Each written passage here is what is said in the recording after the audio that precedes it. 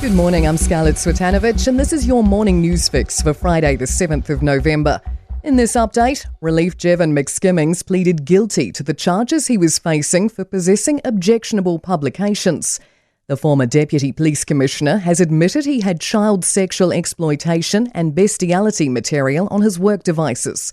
Court documents reveal the 52-year-old made thousands of Google searches, many seeking AI-generated or cartoon images. Police Association President Steve Watt says they didn't want this to drag out through the courts. Our members are out there working hard for the public every single day. And what we don't want to see is the actions of one individual tarnish the good work that our members are doing. Uptake's been limited for an incentive scheme to recruit graduate nurses into primary care. Since May, GP practices and other providers have been eligible for payments to hire up to 400 registered nurses a year for 5 years, $20,000 per graduate in rural areas and $15,000 in cities. As of mid-September, 59 registered nurses have been recruited via this pathway, only 10 of those in rural settings. Changes to the government's $200 million co-investment fund for gas are being labelled a good step. The Gas Security Fund was initially intended to support new gas field developments.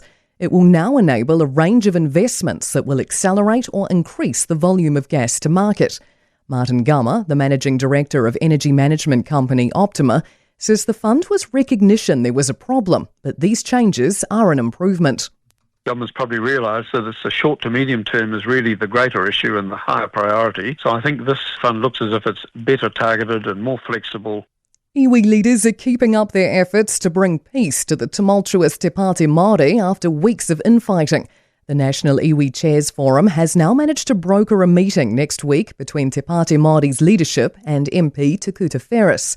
Ngāti Kahununu Chair Baden Barber says Iwi leaders have been stepping in because they're adamant the current government needs to go.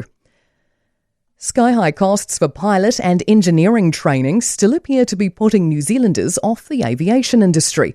The cost of pilot training is at least $120,000, but the government only allows pilot students to borrow $70,000. Aviation Industry Association Chief Executive Simon Wallace says a career in aviation is becoming out of reach for young New Zealanders. What we need the government to do is look at this student loan cap, increase the cap, which hasn't been changed for more than a decade.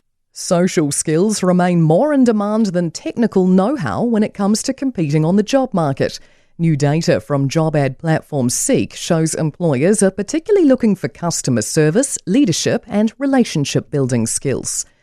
To sport, and golfer Kazuma Kobori's in a 5-way tie for the lead after carding an 8-under par 64 in the opening round of the European Tour's latest event in Abu Dhabi.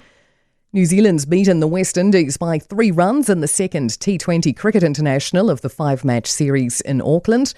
And Wallace Satiti replaces Simon Parker at blindside flanker. Josh Lord comes in for Scott Barrett at lock, and Lester Whaanga-Unuku moves into the midfield for Geordie Barrett in the All Black side to play Scotland on Sunday morning. I'm Scarlett Swetanovich, and that's your latest news fix. We'll be back with the next update at midday from the Newstalk ZB newsroom.